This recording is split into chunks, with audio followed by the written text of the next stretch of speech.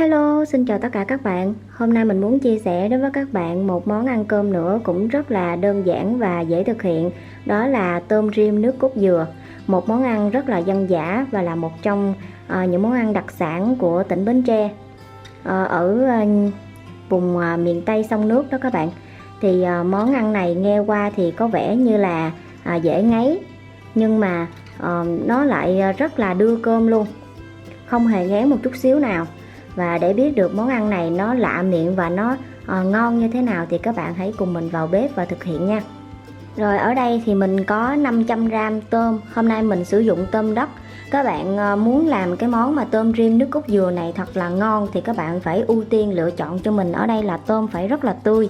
Đây là nửa ký tôm. Hôm nay mình sử dụng tôm đất thì cái vỏ của nó rất là mỏng, thịt rất là nhiều. Đây rất là tươi luôn, nó còn nhảy luôn nè. Đó, nó còn sống như vậy ha. Thì cái món ăn nó sẽ ngon hơn. Ở đây là nửa ký. Nếu nhà của mình đông người hơn thì các bạn sẽ tăng lên. Bây giờ mình sẽ sơ chế tôm luôn nha các bạn. Đối với tôm thì các bạn sẽ cắt bỏ đi cái phần đầu này. Một chút nữa thì mình sẽ lấy bỏ cái phần dơ ở trên đầu tôm. Các bạn sử dụng cho mình một cái tăm hoặc là một cái xiên tre như thế này để chúng ta loại bỏ cái chỉ đen ở trên sống lưng tôm. Mình nghĩ là ở công đoạn này thì có nhiều bạn biết rồi, nhưng mà mình chỉ chia sẻ sơ qua để dành cho những bạn nào mà chưa biết ha. Đó, các bạn thấy không, cái chỉ đen rất là dơ rồi, các bạn rút đó. Rồi ở trên đầu tôm thì các bạn cũng sẽ sử dụng một cái tăm. Các bạn lẫy nhẹ cái phần dơ này ra, hoặc là mình dùng kéo cũng được. Đây ha các bạn.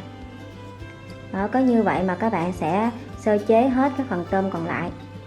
Rồi mình rửa qua với nước muối và để cho tôm thật là ráo nước. Rồi đây là tôm sau khi mình đã sơ chế xong ha các bạn. Bây giờ thì mình sẽ cho vào trong cái rổ như thế này, mình để cho nó ráo nước. Trong thời gian chờ cho tôm ráo nước, mình sẽ đi chuẩn bị những cái nguyên liệu còn lại. Rồi hôm nay mình làm món tôm rim nước cốt dừa thì một nguyên liệu không thể thiếu đó là nước cốt dừa. Thì hôm nay là mình không có đi chợ sớm được để mình mua cái dừa khô về mình tự vắt nước cốt được, cho nên là mình đã mua nước cốt dừa đóng hộp như thế này. Thì nước cốt dừa đóng hộp mình cũng sử dụng rất là nhiều loại. Thì thường thì đóng hộp nó sẽ có dạng rim và dạng sữa. Thì hôm nay mình sử dụng dạng sữa, mình nấu cái món tôm rim nước cốt dừa này thì nó sẽ ngon hơn. Đóng hộp như thế này các bạn thì nó rất là tiện cho mình. Đó, nó có cái đầu khui như thế này luôn nè. Rồi hôm nay mình chỉ sử dụng khoảng 100ml nước cốt dừa thôi. Đó, ở đây mình cũng có một ít hành lá và vài tép tỏi. Thì bây giờ mình sẽ đi băm nhuyễn tỏi cũng như là sắc nhuyễn cái hành lá này.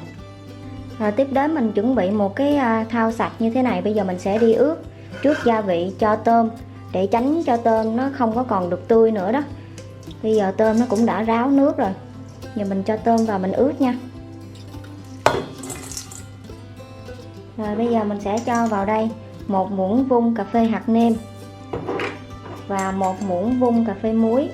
Đối với món tôm rim nước cốt dừa ngày hôm nay thì mình sẽ không cho nước mắm. Rồi đơn giản như thế này thôi. Bây giờ thì mình sẽ trộn đều lên. Mình ướp, mình để ở đây khoảng 5 phút thôi các bạn, không cần phải ướp quá lâu đâu. Chủ yếu là mình cho hạt nêm với muối có cái vị mặn để cho tôm nó giữ được cái độ tươi ngon. Rồi như vậy là xong ha. Rồi ở đây mình có 100ml nước dừa tươi. Hôm nay mình sẽ không có sử dụng hoàn toàn từ nước cốt dừa để tránh cho tình trạng là cái món ăn của mình nó sẽ có cái độ ngấy đó, độ ngán á. Mình ăn nó béo quá thì mình dễ ngán. Cho nên là mình sẽ kết hợp với nước dừa tươi.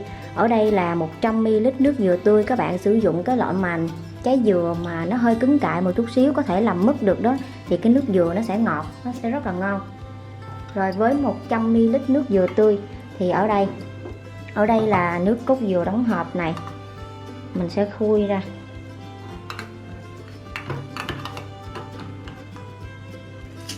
Mình cũng sẽ lấy 100ml. Đối với nước cốt dừa các bạn, nếu mà dạng rim thì nó sẽ đặc hơn, các bạn cần phải pha thêm nước. Còn ở đây là nước cốt dừa dạng sữa, cho nên là nó loãng như thế này thì các bạn không cần phải pha thêm nước gì hết, nó cứ mở ra là mình sử dụng thôi. Mình sẽ lấy khoảng 100ml nước cốt dừa nha các bạn. 100ml là khoảng nửa chén đó. Rồi. Đây là 100ml nước cốt dừa. Mình sẽ pha vào đây là 100ml nước dừa tươi. Giờ mình sẽ khuấy và mình sẽ để riêng. Rồi để sang một bên ha. Rồi tiếp theo các bạn bắt lên bếp cho mình một cái chảo như thế này. Các bạn cho vào đây khoảng 2 muỗng canh dầu ăn. Sau khi dầu đã nóng các bạn chỉnh về mức lửa trung bình.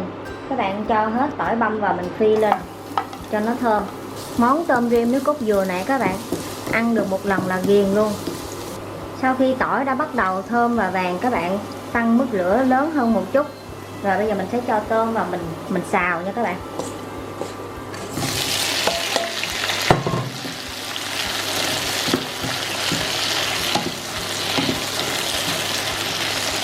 Rồi mình sẽ cho đường vào luôn. Cho vào đây 2 muỗng canh vung. Xin lỗi các bạn, cho vào đây 2 muỗng cà phê vung đường. 2 muỗng cà phê đường hơi vung một chút nha. Rồi mình đảo cho đến khi tôm nó chuyển sang cái màu đỏ. Mình xin nhắc lại là mình nêm vào đây là 2 muỗng cà phê đường hơi vung một chút.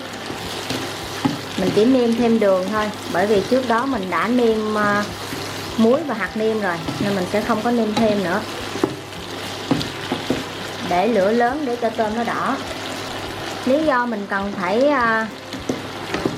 xào trước qua tỏi như thế này, để khi mà mình rim thì cái món tôm của mình nó sẽ có cái độ giòn bên ngoài. Rồi các bạn đã rim tôm ở mức lửa lớn trong khoảng thời gian là 3 phút. Bây giờ các bạn thấy ha, tôm nó đã đỏ như thế này và nó đã khô nước lại. Bây giờ thì mình sẽ cho nước cốt dừa vào. Nước cốt dừa mình đã hòa chung với nước dừa tươi thì mình mới cho vào nè. Lúc này thì mình mới cho vào. Bây giờ thì các bạn chỉnh về cái mức lửa trung bình. Bởi vì nước cốt dừa nếu mà các bạn cho từ lúc ban đầu luôn thì nó rất là dễ bị tách dầu. Cho nên là mình phải chờ cho tôm nó đỏ lại, nó săn lại thì mình mới cho nước cốt dừa. Bây giờ mình chờ cho nước cốt dừa nó sôi bùng trở lại, tăng mức lửa lên. Cái món tôm rim nước cốt dừa này các bạn ăn được một lần hay là ghiền luôn. Ăn một lần là nhớ mãi luôn. Một món ăn phải nói là đặc sản của xứ Dừa, tỉnh Bến Tre. Mình không phải là người con của tỉnh Bến Tre nhưng mà mình cũng rất là thích ăn cái món này. Bởi vì mình cũng là người miền Tây cho nên là món nào mà có nước cốt dừa là mình rất là thích. Rồi nước cốt dừa bắt đầu nó sôi bùng trở lại thì các bạn sẽ chỉnh về cái mức lửa nhỏ vừa. Lúc này là mình mới bắt đầu mình rim nè. Sau khi mình đã cho nước cốt dừa vào các bạn, mình đã rim ở cái mức lửa nhỏ vừa trong khoảng thời gian được 5 phút rồi. Bây giờ nó rất là thơm luôn, cái mùi nước cốt dừa các bạn ngửi thấy đói bụng luôn á. Bây giờ mình sẽ cho hành lá vào lúc này nha.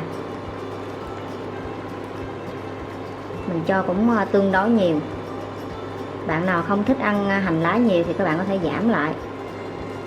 Bây giờ thì các bạn sẽ tiếp tục rim ở mức lửa nhỏ cho đến khi tôm nó cạn nước như các bạn mong muốn thì mình sẽ tắt bếp nha.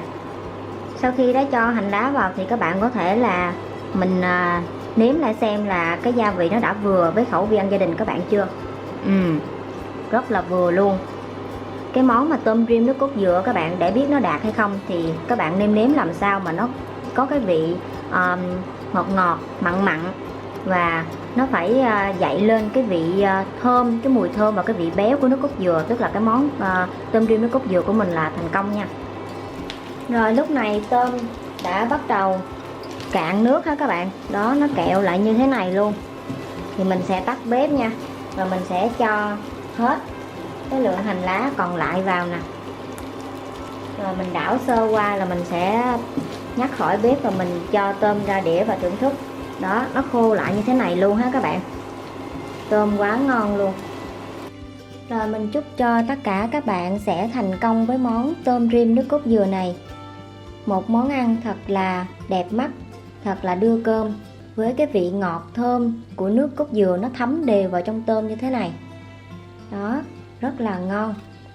Chúc cho các bạn sẽ thành công và ngon miệng. Nếu như các bạn cảm thấy yêu thích món tôm rim nước cốt dừa này của mình, một món đặc sản của người dân sống ở tỉnh Bến Tre cũng như là người miền Tây nói chung, thì các bạn hãy like và đăng ký kênh để ủng hộ cho mình, cũng như là chia sẻ cho thật nhiều bạn bè để biết thêm một công thức nữa về cách làm món tôm rim nước cốt dừa này nhé. Hẹn gặp lại các bạn vào những clip tiếp theo. Bye bye.